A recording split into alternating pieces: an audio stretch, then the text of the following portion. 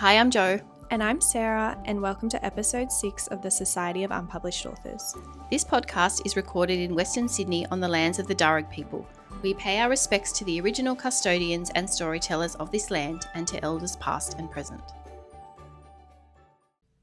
In this week's episode, we're talking all about children's books being mirrors, windows, and sliding doors. And this idea of books being mirrors, windows, and sliding doors comes from research that was done back in the late 80s and early 90s. There was an educator called Emily Stiles who first used the idea of books being mirrors and windows, and then it was built upon by someone else called Rudine Sims Bishop, who's a kid lit researcher. And anyone who studies teaching or librarianship or teacher librarianship may have come across these readings before. And I think it's really just a really helpful way to look at children's books. So kids don't have to see themselves exactly reflected back in the book for it to have some kind of impact on them. A great example of this is the hippopotamus on my roof eating cake. So it's a child going through different scenarios. They get hurt, they get scared, they get in trouble, and they have this imaginary friend that helps them through it. So your child might experience those things not with an imaginary friend to help them through it, but they can see how another child moves through the world. So that's also helpful. Yeah, and I love that. And that's like something else for kids. Like they may have these stressful events that happens to them. It can be even something just as simple as having a wobbly tooth or toilet training. I mean, toilet training can be quite scary for kids. They've had this nappy on and now all of a sudden they're expected to know when they need to go to the toilet, and having books that can help them through those changes, I think, can be really helpful. Like if you're having a new baby, they're starting school. I can think of so many ways that picture books can be really helpful for kids. Yeah. In the daycare setting, we would always seek out books about having a new baby when we had a child who was about to get a sibling, because you notice a really big difference in behavior and the way they respond to situations and emotions when they know that there's this big change coming up. So we would always add it to the curriculum or read it with the children in quiet time to support them along that. And even if it's not exactly what's happening, if the book is about twins or the book's about an older child having a new baby, even if it doesn't exactly fit, we always found that it was helpful for children to have someone to go through it with. Yeah, it's like a way of preparing them, but also a way of them processing their feelings, seeing someone else experience what they're going through. And I was chatting to a friend today. I've been at the State Library today doing a course and chatting to some of my writer friends about this episode we were going to record. And I said to one of them, you know, what kinds of books did you have growing up that you saw as mirrors and windows? And one of them said, well, my parents divorced when I was quite young and there were no books about divorced parents. And I had the exact same experience. My parents divorced when I was quite young, 5. And this was back in the 70s when there just wasn't many people who got divorced. And there was, as far as I can remember, no books that I read where the kids had divorced parents. So I think that could have been really, really helpful for my sister and I. Yeah, something that you could see that it was all going to be okay and that it was normal in a book. Yeah, totally. And even just something to help you navigate some of the tricky things like the, drop off and pick up, which could be very stressful. You know, my parents didn't always get along. So if I had had a book where I could have seen other kids going through that, I would have felt way less like, my life was a complete disaster and less like a weirdo. I maybe would have just had a little bit of comfort knowing that there were actually other kids going through that, because it really felt like at my school, like my sister and I were the only kids who had divorced parents. That may not have been true, but that's exactly what it felt like. So it sounds like you didn't have any picture books or books that explicitly helped your situation, but did you have other books that you found helpful? Yeah, look, I've had a really deep dive into my nostalgic childhood this week, just thinking about the books that I loved, going through old photos, looking at the books in the background and trying to figure out what they were. And 2 series that I really loved. One was the Faraway Tree series by Enid Blyton, and the other was the Narnia series. And in these books, the kids left their everyday life and went to these faraway magical lands where they had these kind of magical adventures. And in a way, that was my experience. During the week, my sister and I lived with my mum. We lived in Ashfield in the inner west in Sydney. We lived in this, very urban environment. We lived in a flat we used to call the Rat Hole, unaffectionately. It wasn't a very exciting place to live. But then on the weekends, we'd go with my dad, and my dad bought a house on St. Hubert's Island on the Central Coast, which is a legit island.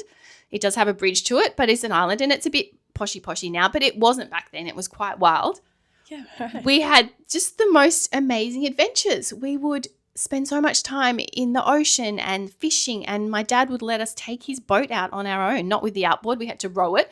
So these two little girls rowing this boat around the island. We'd row over to the island next door, Riley's Island, which was uninhabited mangroves. We'd lose our thongs in the mangroves. We'd make little fires on the beach. Like, it was like this really adventurous childhood. And thinking back, I think, well, in a way that probably did make me feel a bit more normal, that kids would have this kind of urban boring life, and then they would go on these adventures, and then they'd go back home again. Yeah, that's so interesting. Yeah, it was a really formative kind of magical childhood wrapped up in quite a stressful situation. So maybe that was just a really good way of me coping with what my life was like. And just keep thinking about this idea of books being mirrors. With your particular family situation, are there any books that you would really like to see for your kids? Yeah, I have a distinct memory when I was pregnant with my daughter. She's my oldest, and looking for books that were just in bookshops around me, or the usual shops, and I never found books that represented our family. So my husband's Peruvian, I'm Australian, and my children are bicultural, and there just were no books on the shelves, or that I could tell were written by Latinos or about Latino stories or had any element of Peruvian culture. There really was nothing, and I had to go and seek out the books I wanted my children to read, or that I wanted to be read to them. And that's such a interesting experience, because if I go to the shops, I can find so many books about a 25-year-old white female. Like, it's really would not be hard. There are tropes and there are whole genres that really could be based off my life. But for my own children, that was not something that was readily available. I really had to buy online, seek it out, do research to even find Latino authors or Latino stories. Yeah, I love that you found it so important that you actually went out of your way to go and source those for your kids, rather than just thinking, oh, that's okay, they don't really have to see themselves in books. They'll be right. Yeah, I think seeing yourself in books is so important, because you kind of get your empathy from books, you get your how to deal with experiences. There's difficult people in books, there's positive people. You watch someone solve problems. If you never see yourself in a book, I think you lose so much of your problem solving, your character building of yourself. Yeah, I think, look, the publishing industry has come a really long way to what it used to be like in terms of kids seeing themselves in books. There's probably still a way to go for all kids to see themselves in books, but I think we have made really good progress. And I know the State Library's done some really good research on diversity in picture books, and you can access that on their website. And there is actually lists of diverse picture books. I'm not sure from memory whether any of them have a Latino family in them, so that's interesting. Maybe you need to write something. Maybe. Well, to contradict myself, as an adult, I actually have the opposite feeling. I do not like to read books about people. I don't like contemporary books. I don't like to read about someone with a job and a phone and kids and a busy life and they're running late. I really like books that take you out of that. I recently read Treasure Island, which couldn't be more different to my day-to-day, and I loved it. I always reread Pride and Prejudice. That's another favorite, where they're writing letters, they're out in the fields, like you're not feeling like you're watching a different version of your own life. Yeah, so like the beauty of books are that they can be mirrors, but they can also just take you right out of your everyday life, and they're just a beautiful escape and a beautiful window into someone else's life, which is completely unlike yours. Yes, and we always talk about, the two of us, about how fiction provides so much opportunity to gain empathy. Yeah. And how we think that everyone should read fiction because it really gives you a different perspective and empathy. What are your thoughts on that? Yeah, look, I think empathy is something we could all use a lot more of in this day and age. I think we can tell which politicians and which world leaders do not read fiction because they seem to be distinctly lacking in empathy. I think more books where people can see what it's like to live someone else's life could be so helpful for us, and particularly with the way algorithms work, you just fed more of the same thing that you like. You're never given a different perspective. You just have your own ideas, like reinforce until you think that's the only way the world is, but it's not. I actually had an experience. So I don't know if you've read the A Court of Thorns and Roses series. So there's 5 books, I believe. And the first 3 are told from someone's point of view. And then the last one is told from someone else's. And the first 3 books, I could not stand this character, Nesta. And then when they had a whole book about her in her point of view and she had all these fans, I just actually couldn't understand it. And I just didn't realize that people saw themselves in this character and they had empathy for her and they could see why she made decisions and why she acted in a way that I was like appalled by. I could not understand her. So I think that's another thing, whereas a character that I see, I don't see any of myself in her and I don't understand her actions. There are seriously millions of people that really love her and relate to her. Yeah, because they can actually understand where she's coming from. Yeah. Yeah, and I can't. Yeah, you can. Do you know what that says about you, Sarah? Maybe you're lacking in empathy. No, you're too. No, she's definitely a controversial character, but a lot of people do get where she's coming from. Yeah, that's true. And you don't have to like a character to maybe understand where they're coming from, even if you really, really dislike them. Yes, true. We've asked some of our fellow creators if they can think of any books that they read growing up or had read to them that acted either as windows or mirrors, and this is what they had to say.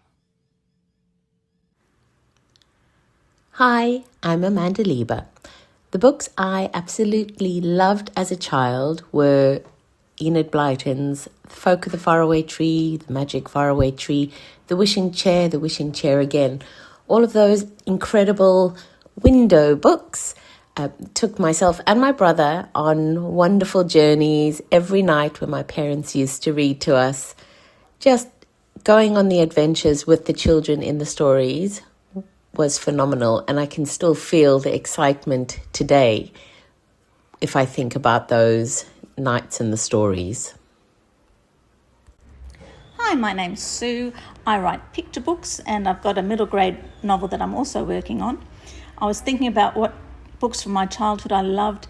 There were 2 series, this will give away my age. One was Dear Teddy Robinson and one was My Naughty Little Sister.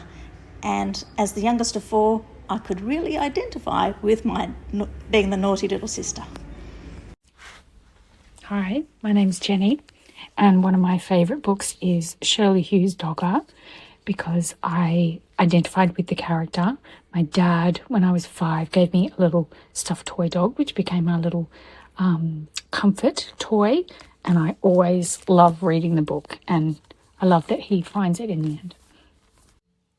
So as well as windows and mirrors, books can also act as sliding glass doors, meaning that we can walk through them and we can walk ourselves into the story.